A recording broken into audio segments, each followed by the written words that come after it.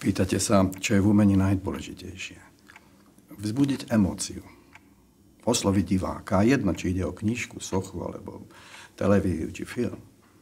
Dielo, ktoré diváka neosloví, tak vzniká zbytočne.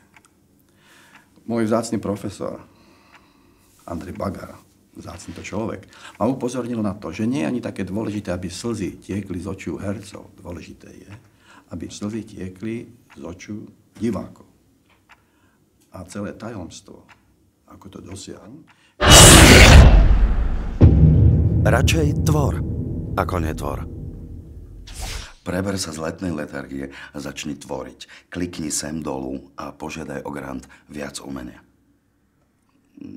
Dobre som to povedal. No, dobre. Ale ak dovolíš, na budúce budem netvoria.